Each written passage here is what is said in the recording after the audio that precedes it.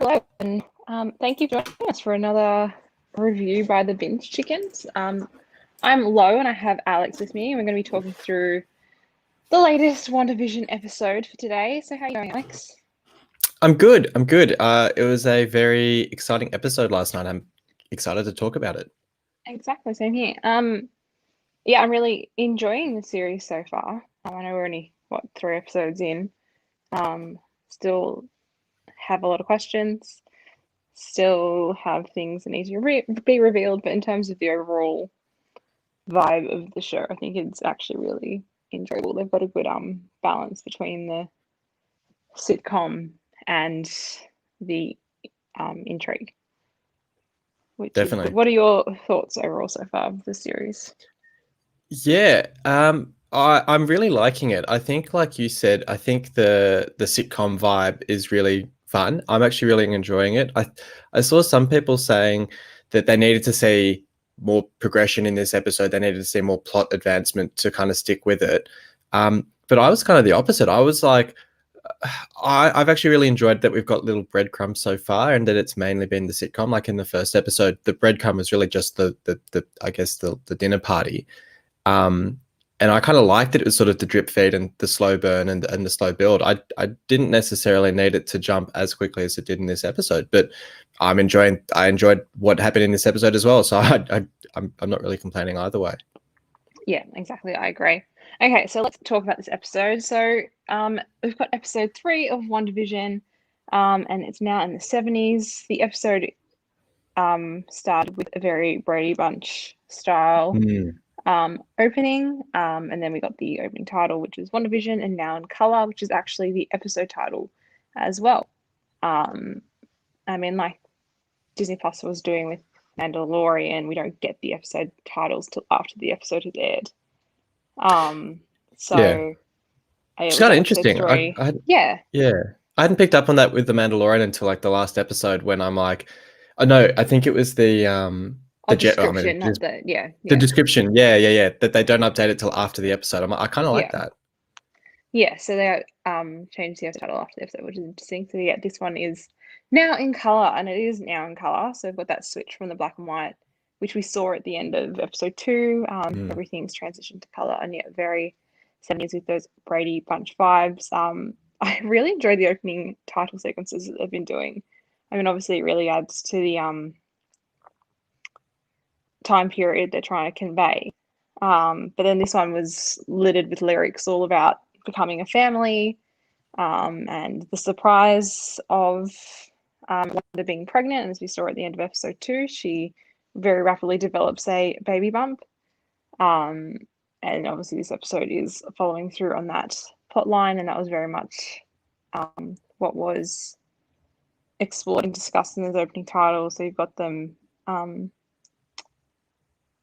we had them buying baby things and looking at baby clothes. And I did find it interesting because I know in the episode they're trying to keep the fact that she was pregnant very hush-hush, but in the opening titles it seemed like it was common knowledge because they're out in the town looking at baby clothes, and she's putting them on the belly, and Vision's reading a book about pregnancy and on the street with Herb. So that was just an interesting decision that I guess I picked up on. Yeah. Well, what have you found of it? Like, because it's been really interesting. And we'll talk in a second, I guess, about the actual bit in the episode. But what have you like you're saying, like the credits seem to be. I'm trying to understand from in the show's point of view of what's actually happening versus like, is the credits actually happening in the world, or is it, you know what I mean? Like it seems to be getting very meta like that.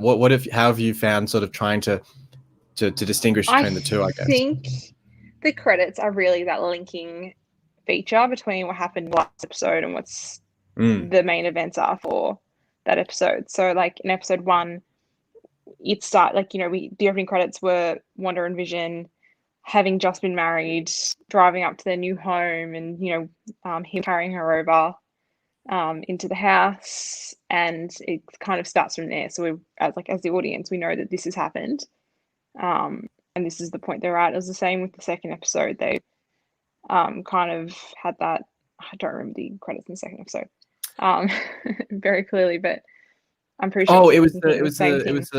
the animated. It was like the Yes, it was them going Bewitched. through the town and stuff. Yes, which was them setting up it more. So yeah, same sort of thing. So I think the credits aren't just.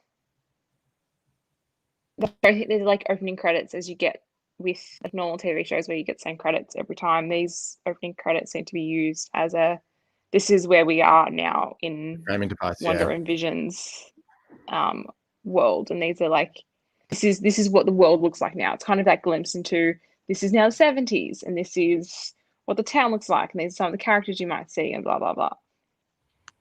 If that makes sense. Yeah, and I guess sort of flowing from that, because you're saying like now it's the 70s, it's kind of funny that they're hiding the pregnancy bump because like my sense is they're hiding it because they know their neighbors would be like, whoa, how are you suddenly pregnant? You weren't pregnant yesterday. But then it's also like, how is the town coping with shifting from like 2 days ago they were in the 50s and now they're in the 70s? Like, it's interesting like what people are aware of versus what they're not aware of. Yeah. Yes, and I think the person who's questioning that the most is Vision. We say that at the beginning with the doctor visiting and talking about how far along they think she is. So they roughly said around 4 months at the beginning of the episode, and did the comparison with the fruit, and there was some mansplaining there with we like to keep it simple by comparing it to fruit. With the doctor, which, anyway. I did like Vision saying, how big would the fruit be if it was like 12 hours? Yes. Well, because, he's really questioning. He's like, how has this happened? And he actually asked, how has this happened? And the doctor makes a whole, when a man and a woman joke. So this is, I think, we haven't really seen Vision questioning the world as of yet. And this was really that turning point for him this episode, because he was just like, what is happening? Yeah, time out. Yeah, becoming a father is the big circuit breaker. Or a papaya, as we put it. Yeah. There's lots of fruit in this episode. I said it's really him starting to question what exactly is happening. And on the other hand, you've got Wanda, who's totally like, yeah, cool. This is happening. Now throughout, whenever we had Wanda discovering new things about the pregnancy, or at one stage she has the Braxton Hicks contractions, we see that her powers are kind of really hand in hand with this pregnancy. And I think it's a trope that you see in some TV shows where, particularly if they're trying to hide something, which Wanda and Vision are trying to hide, the fact that they have powers from their neighbors, that you have these plots where something, their powers, something goes wrong with the powers and they can't control them. I mean, we recently were watching the old school 90s Sabrina Teenage Witch, and there's plenty of episodes throughout there where she, gets a cold, and when she sneezes, magic happens rather than her having to point a finger and things like that. It's just that kind of idea coming through. So whenever Wanda, like when the baby kicks, the butterflies come to life. When her water's broke, it starts raining from the ceiling. But that's across the town as well. And it was interesting, I think,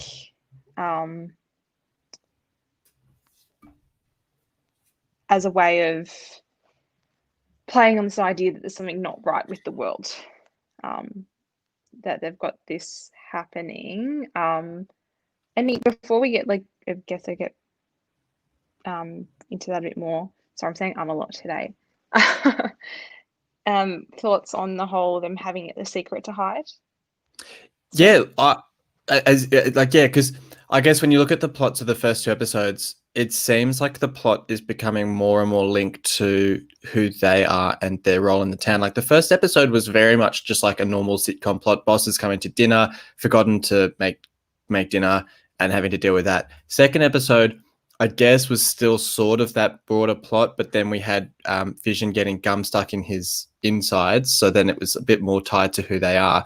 This episode, it was like the sitcom was sort of it's almost like it's fading into the background, this nature of it being a sitcom, because this episode was them trying to figure out what to do with her suddenly becoming pregnant. And that's like, yes, it's a sitcom plot, but it's very much more linked to what's going on in the mysteries of what's going on. The grip on the fake world is being lost, and we're seeing that more and more. As I was saying before, like Vision is really starting to question what happens in this episode, and we have him talking to Herb, who's conveniently cutting a hedge, and for the whole episode.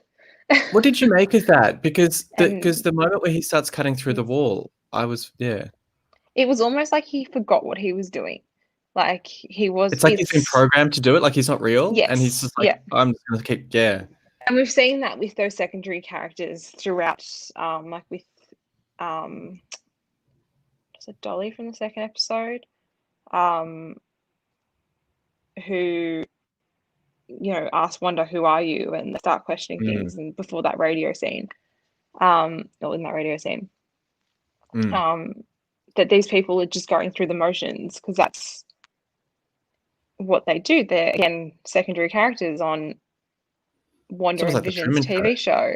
Yes, and they're just doing what they're meant to be doing as side characters, but then they obviously something glitches, and we see that as well later on in the episode with Agnes talking to Herb, and they're having a discussion that it's not just what is happening in Westview, it's something's wrong in Westview.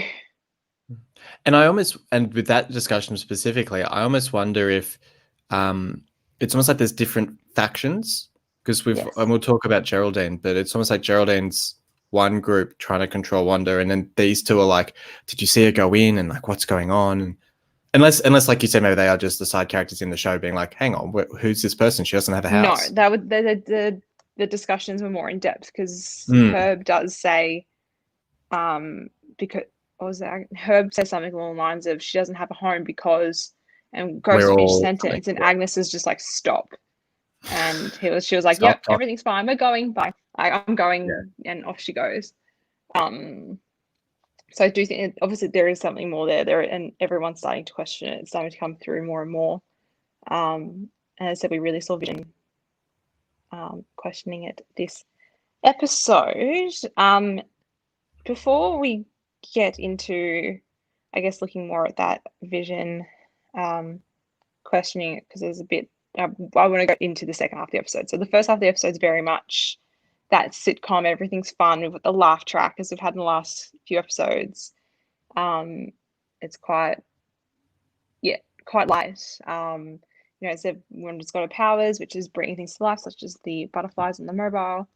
And she's getting further and further into her pregnancy every minute that passes, as Vision being very stressed about that. And in the second half, we start to then really the line between what's reality and what's not is really starting to get blurred. But we have a commercial break in between that. Did you want to talk about the commercial, Alex? Yeah.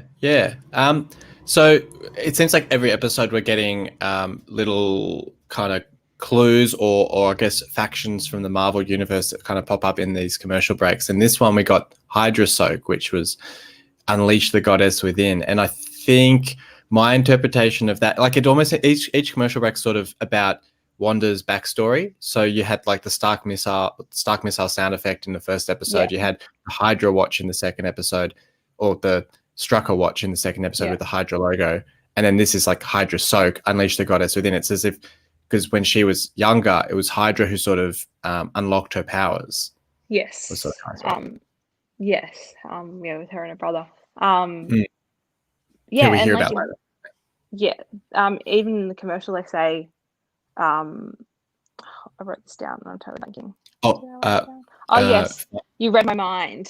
So they had the commercial break was, the mum having everything go wrong, and the voiceover asking, don't want to escape all this, and she was like, you read my mind. And I know that Wanda's meant to have like mind reading abilities, so it could also be a reference to that as well. Do you think, I saw an interesting theory, do you think that these two people in the commercials, because it's the same man and woman in each one? It's the same man and woman, yeah.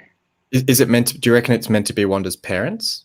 Who Maybe? knows? Or I don't know, because it's all her backstory and stuff. It's just kind of, yeah. I don't know what the Yeah. I don't know enough of her background in Marvel to, like, in the films, to even offer that as an opinion. Yes, it Yeah, could I'm be. not. I've seen that too.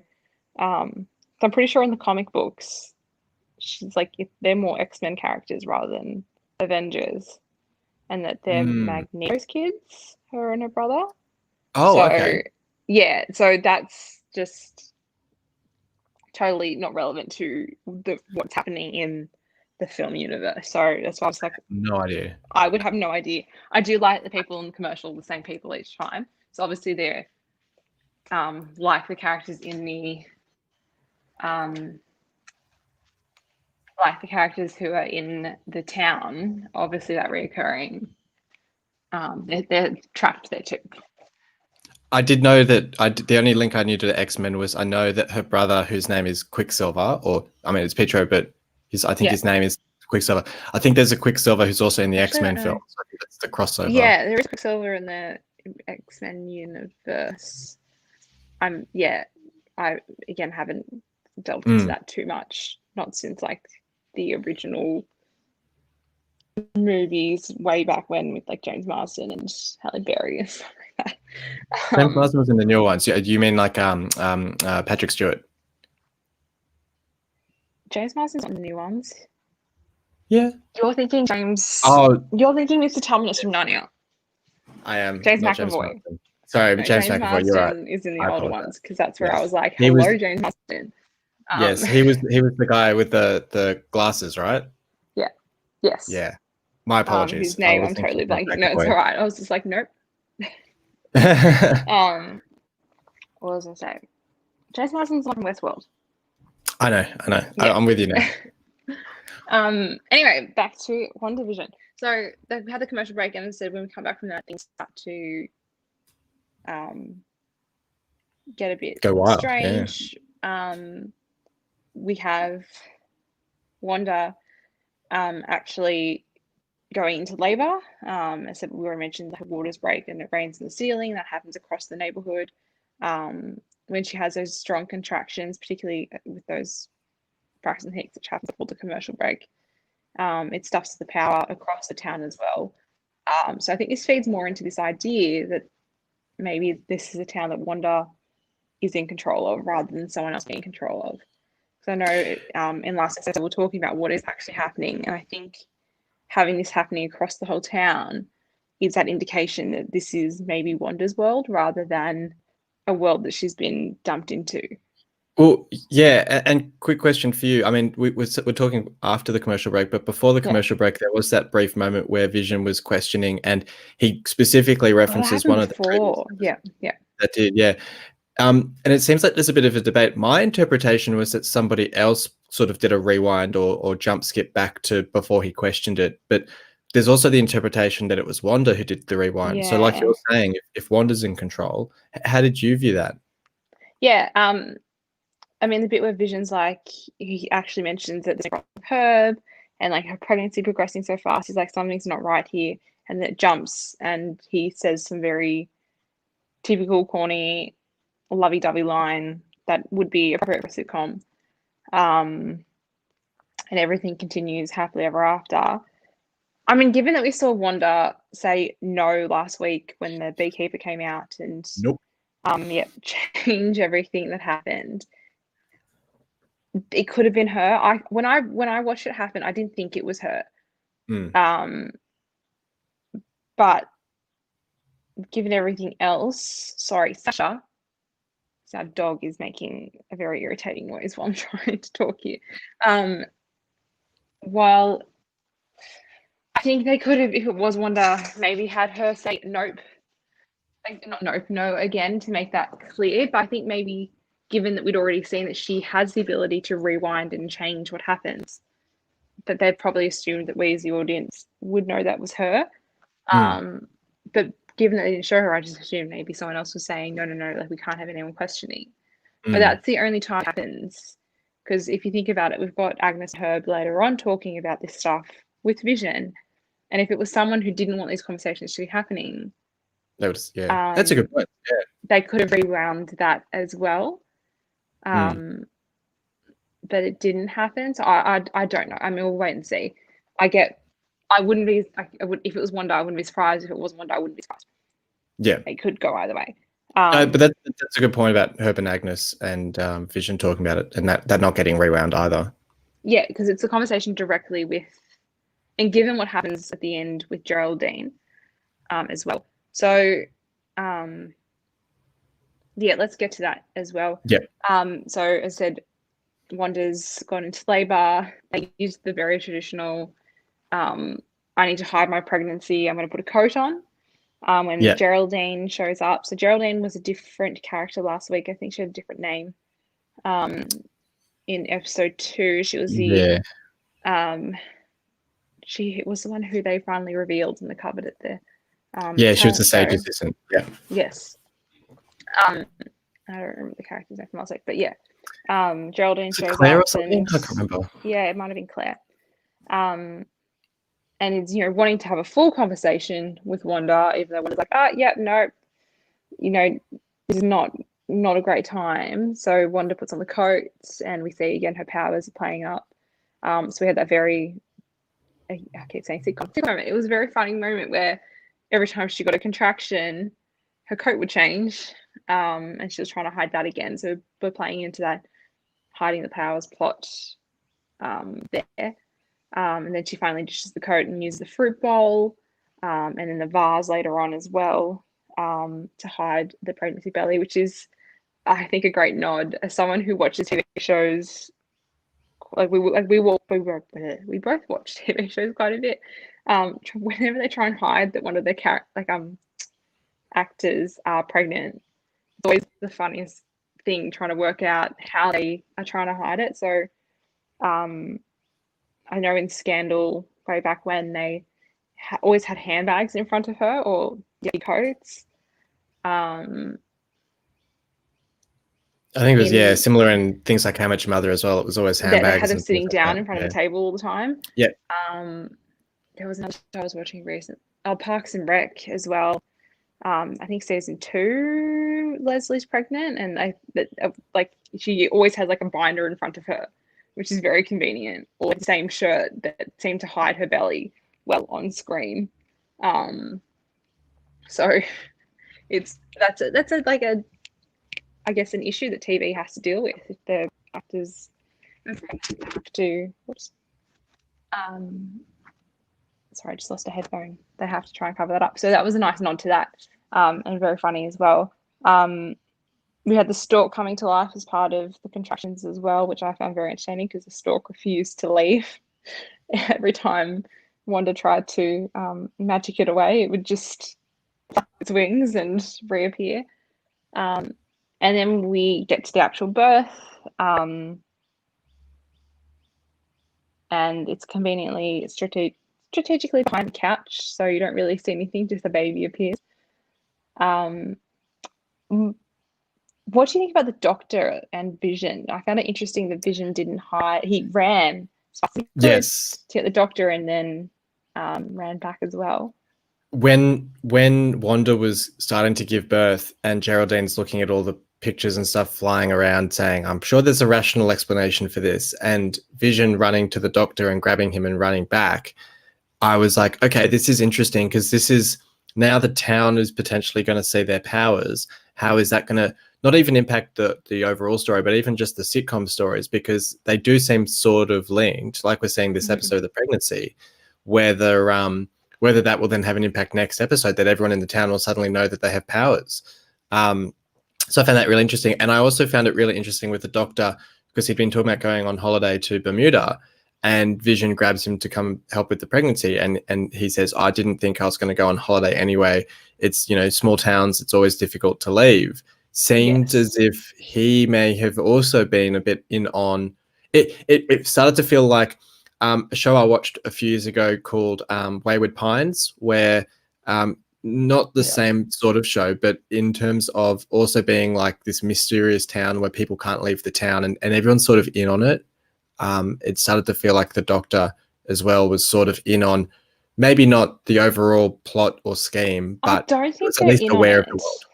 No, but they're at least aware that something's not right in the town. Yes, and yeah, when he makes that comment about the whole, small towns are really hard to leave. It was that brought up the question is, can they actually leave? And given everything that's been happening, I'm going to assume no. Yeah, so we've got I forgot that while Geraldine was helping Wanda with giving birth, that it was like Exorcist style, everything's spinning, and yeah, as she said, there should be a logical explanation for this, but then we later see it there isn't. So anyway, Wanda has the first baby. Vision then also agrees to call it Tommy because there was that argument earlier in the Yeah, I episode wonder if whether that's Billy or Tommy. anything. Billy or Tommy? Yeah. Well, Tommy, I think Wanda said Tommy's very American. He wanted Billy after like William Shakespeare. Right. So, and then we find out that she actually is pregnant with twins and has a second baby, and then we have Tommy and Billy. And while Vision is outside, so Vision goes outside to thank the doctor and say bye to him. Geraldine's inside with Wanda, and this is where we see everything really start to turn. So Wanda starts to talk about how she's a twin, and talks about her brother Pietro, and starts seeing And twins in Sokovian. I believe that's the speaking about first Gerard. reference. Yeah, I believe that's the first reference to Pietro since Age of Ultron, where he died. So, like, not even that Wanda's remembering in this show, but it's like it's the first time she's acknowledged it in any of her appearances. Yes. And so she talks about that very briefly, and then Geraldine out of nowhere turns around and says, "He was killed by Ultron, wasn't he?" Which is a And pretty Wanda's cool like, moment. Yeah. "Excuse me, what? What did you Yeah. say?" And Geraldine tries to cover it up, and Wanda starts to notice the symbol on her necklace, which you also pointed out to me as well, because I totally had not acknowledged it. Yeah, I wonder how much was Geraldine. I don't. Yeah, it's an interesting. Like, was she trying to cover it up, or did she sort of like? I always sort of wonder, like, when it stops being the sitcom, is that the real people kind of shining through, and then when it goes back to sitcom land, they almost kind of forget what they were saying, or maybe she was just trying to cover it up. I don't know. Yeah, and that's the question I think we're left with is, did that, was that just like a glitch in that matrix of that world, that she was like, oh yeah, he was killed by Ultron, wasn't he? And then she doesn't remember, but it did seem like it could go either way. Like she was like, I said something else, and Wanda's like, no, you didn't. And we see the necklace that zooms in on that. We have the sword logo, which we've seen in episode 1 on the notebook at the end of the episode, and then episode 2 on the helicopter. Sword is from a movie from that universe that I have not watched, so I have no idea My belief, what Sword is. I believe my understanding of Sword is that it was set up by Nick Fury as sort of like a addition or continuation of Shield, which was like Shield was Shield, and Shield is what, like, Fury set up Shield to bring all the Avengers together. But then I don't really know. I mean, Sword, it looks like it's the space-based counterpart of Shield, and I'm sure people watching this or listening to this will probably know a whole lot more than us about Sword. But as people that don't, know a whole lot about Marvel, we know that there's some significance to the sword, and we're excited to find out what it means. Yes. So Wanda then asked Geraldine, "Who are you?" And then the scene skips to Vision having that conversation with Agnes and Herb, and that's when we see them talking about Geraldine being like she doesn't have a home, she has nowhere to go, and Herb starts to say that almost as if she's not actually from town. And which is interesting. I would have says, sorry. Sorry, I was just going to say, I would have almost thought I'd have expected Geraldine and Agnes's roles in this episode to be flipped. That you'd have Agnes as the friend inside, and then finding out there's more to Agnes. Geraldine being more the like surface character outside with her. So it was interesting that actually sort of flipped my expectation on Agnes's role in this so far. Yes, it's interesting because she's trying to obviously keep this world together. Then, when she stops Herb and then goes, I'm off to do some macrame, which is so 70s.